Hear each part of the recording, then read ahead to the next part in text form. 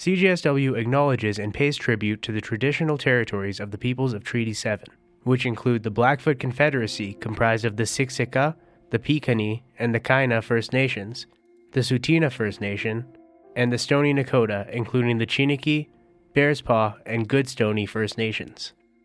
The city of Calgary is also home to the Métis Nation within Alberta, including Nose Hill Métis District 5 and Elbow Métis District 6. CJSW 90.9 FM is located on the University of Calgary campus, which is situated on land northwest of where the Bow River meets the Elbow River, a site traditionally known as Mohkinstsis to the Blackfoot, Witchespaw to the Stoney Nakoda, and Gusitsi to the Tsuut'ina.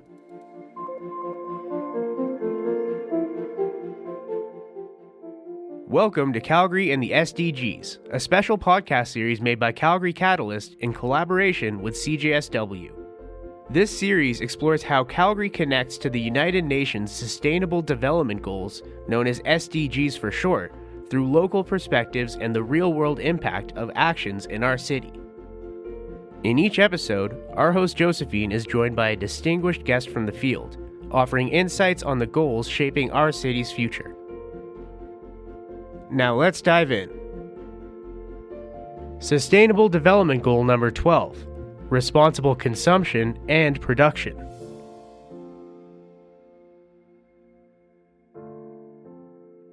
Today we are discussing goal number 12, Responsible Production and Consumption. And to discuss this with us, today we have Erin Bird from Fair Trade Calgary. Erin Bird is an engineer by day, but her second job and passion is to lead Fair Trade Calgary and raise awareness of the importance of fair trade. Fair Trade Calgary is a volunteer-run venture with Engineers Without Borders, Calgary Professional Chapter, and the group has been working hard for a number of years towards Calgary's Fair Trade Town designation. Welcome to the show, Erin. Thank you so much. Erin is a past chair of the Canadian Fair Trade Network, and she also currently volunteers with Fashion Revolution YYC and Circular Economy Club Calgary. Erin, you have an interesting connection with fair trade fashion. Could you tell us a little bit more about it? Sure. I guess during my volunteer journey, I've just found a lot of intersections in wanting to volunteer with causes that help sustainability. And so, a fair trade was my first venture where I wanted to really push the needle in Calgary on where to find fair trade. But fair trade fashion, or fashion in general, and how to make fashion more sustainable has also been a passion of mine. And so I've been volunteering with Fashion Revolution.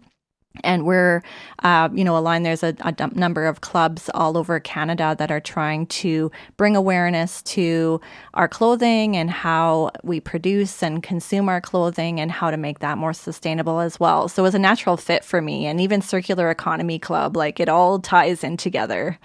That's amazing. So with that background, let's dive into our first question. Can you provide a brief overview of where Calgary currently stands in terms of responsible production and consumption? Sure. And as I was thinking about this question, there's so many different industries that I could touch on, but I'm going to really narrow the focus a little bit because my interest and the knowledge that I have, and I won't claim to be an expert on, local agriculture or anything like that, but I do have kind of a focus around food and about how food should be produced and consumed responsibly. And then also, with fashion and even with circular economy, there's certain things that we've narrowed down our focus in the different volunteer ventures that I'm involved in. And I'll say that there's no black and white answer to this question on how we're doing. I will just say that we have a lot more we could be doing. And, I can explain a little bit more about where I think we should be going and why we still have a long way to go on achieving the Sustainable Development Goals. And really, even just measuring that and how to measure that is another whole conversation we could be having. I agree with that. That's right. So, since you spoke about where currently Calgary is and what lens are we looking at for responsible production and consumption, can you also highlight some of the biggest challenges that Calgary faces in promoting responsible production and consumption? Sure. Really in my role with Fair Trade Calgary, we've been a bit of an advocacy group trying to educate and bring awareness to where our food is coming from and the people, the producers behind the food that we buy every day. And Calgary's landscape, there's still so much that is big box stores and big box brands, and the transparency of where our food is coming from and the awareness of people when they go into a big box store to buy groceries and understand where their food is coming from and what impact it has to our carbon footprint, to the environmental systems, to the social systems in our global economy. It's just, I feel like there's so much more work that has to be done because you don't see a lot of local produce being offered in those big stores. We don't think about, the fact that a carton of blueberries that comes from Argentina is cheaper than a local bushel of apples that is grown in BC or Alberta. And to me, I'm an engineer, and the logic of the math behind that, it just doesn't make sense. And so to me, that's a symptom of a broken system. And that's just talking about our food system. You can take this and make that same analogy to the clothing that we wear, to some of the products that we utilize in our everyday life, and you'll see the same sorts of reflections, which are very troublesome. And it does point to a broken system. And how do we change that? And I think the first step in changing that is actually making sure people are aware. Like, do people even think about what they're buying, what they're putting in their mouths, what they're buying for their families? And do they understand there's an impact to how they make those choices? And I also want to just recognize I'm talking from a point of privilege where I have the luxury of being able to afford to make choices in some of the foods I buy. And there are people in socioeconomic conditions that don't necessarily have that choice. But to me, universal accessibility to make choices, so making social choices, is something that should be a bare minimum. Like, we should have those standards of what is rules of engagement for trade and for consumerism or production all over the world. We should have universal rules, and we don't. And that's a big problem because people and environmental, the environment, the animal life, everything is suffering because of that. I love that perspective.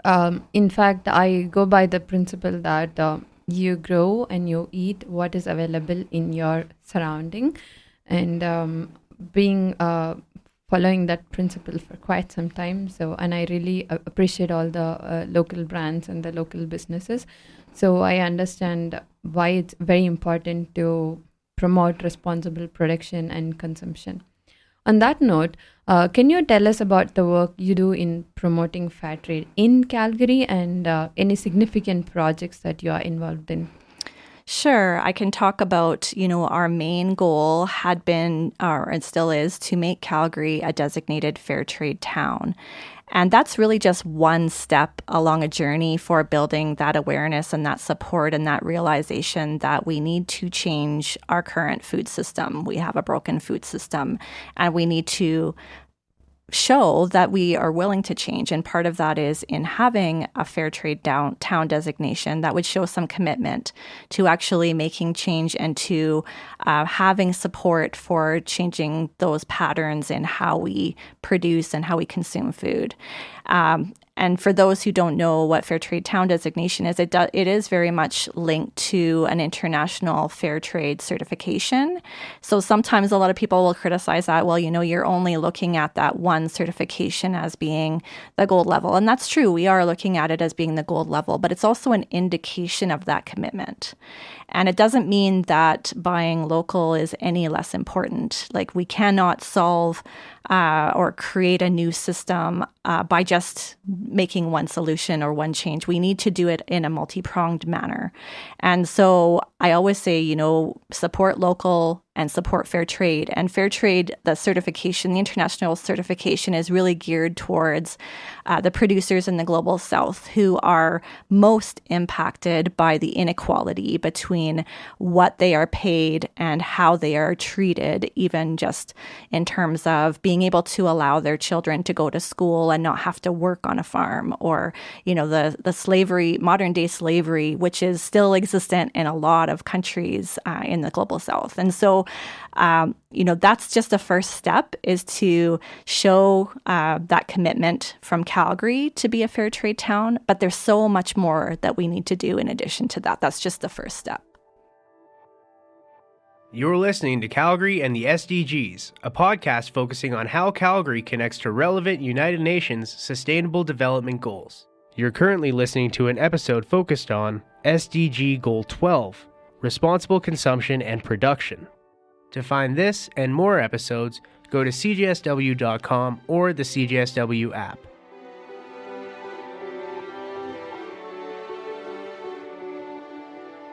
Thank you for taking us through the work behind to achieve that space where we can be a fair trade town. I really appreciate that. Thank you. On our next question, can you discuss any key partnerships or collaborations that have been instrumental in advancing fair trade and responsible consumption in Calgary? Yeah, I'm always feeling so grateful to all of the different volunteer nonprofit movements that are happening in Calgary. And we've had the luxury of being able to work with many different organizations, such as the Calgary Climate Hub, who are huge movers and shakers in the city, Arusha Climate. They have Calgary dollars, which is a local currency trying to bring more resilience to our local businesses. We worked with the zero waste movement, Plastic Free YYC. There has been so many other community groups who have been great champions and who we've been able to work together with to try to amplify our voices, make that awareness reach a wider audience, and really showcase that fair trade is very integrated into climate resiliency, into sustainable and environmental causes. And it all intersects, it all works together. And sometimes people have trouble making those connections. And so when we work together with other groups, we're really showing that we're all kind of working towards the same goals, which is really important. It is in fact very interesting to know that how this topic is connected to so many aspects of our life and our values that we aspire towards here. Thank you so much for highlighting that. So what role do you think that local policies and regulations play in driving the responsible production and consumption in Calgary? Yeah, I was thinking about this as well and doing a little bit of reading, because there are, if you look at SDG 12 and you take a look at the landscape of what's happening in Canada, there are some really exciting things that are happening policy-wise. There is like a grocery store code of conduct that's being implemented. There is Modern Day Slavery Act that's being implemented. But I also just also always take these things with a grain of salt, in that the devil is in the details, and the commitment that we will put towards this and the accountability behind some of this legislation is really what's important. And it's good to have, more aspirational policies, but unless we have that accountability behind it, it won't move the needle very far. So, I think there's a lot of good things that are happening. We're moving in the right direction, but I also feel like we need to have that change happening at all levels, policy-wise, individual choice-wise, business-wise, and we need to figure out how to make that message resonate with all of the players in the ecosystem so that we are all kind of rowing in the same direction. That is, in fact, a very important piece of the puzzle. And that also leads me to my next question. How important is community involvement in achieving fair trade goals in Calgary? And what are some of the ways that an average Calgarian can get involved? Yeah, community is honestly where we've seen the most wins with Fair Trade Calgary, when people start recognizing what our organization is about, start implementing it in their own daily lives. If everybody was to just apply, choosing fair trade choices when they're available to you, when you're able to make that choice financially, then it would just make such a huge impact. And so we see, like, when we're talking to community groups, we have quite a few letters of support on our Fair Trade Calgary website from different organizations and different community groups. Fair trade events is another great way to showcase how fair trade can just be integrated into an everyday event, into a festival. Lior, one of your other speakers, was talking about events, and we've often talked about, fair trade being incorporated into events. It's all cross-sectionally tying together in that idea. And so definitely there's been a lot of great community support. There's a lot of great businesses that are trying to be more sustainable, and fair trade is just one of those things that they can highlight to attract different clientele. And I think the more that we do push this in the community and see community leaders that are pushing this out, then I think it'll just be more quickly adopted on a larger scale. I'm not sure we're quite there yet with Calgary. There's still a lot of resistance to what fair trade stands for, and getting out of that self-centric culture into a more community-based culture. And, not to get political, but people often get very polarized around that, and that's a real challenge. And so I hope that, by showcasing how we can integrate these ideas into community, into household choices, those are small steps that people can take that can still have a huge impact. That's amazing. And I completely agree with you on that part where community should step in and what everybody can do every day to make this possible in our city. So that brings us to the end of the episode, and I wanted to close it with a really fun one. So this might be a very new topic to so many people, that responsible production and consumption. So if you have to say it to a school kid about something that they can do to promote responsible production and consumption in a way that they would understand, what would that be? I would say get to know who is making your food. Go to a farmer's market and talk to the person behind the till and ask them about their farm, or ask them about where that food came from, and just hear the story. That's a great first step. I love that. That's a great first step.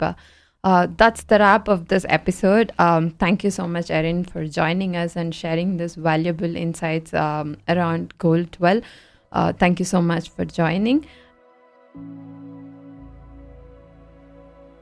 This concludes this episode of Calgary and the SDGs. To listen back to this conversation and find more episodes from the series covering other SDGs, visit cjsw.com or download the CJSW app.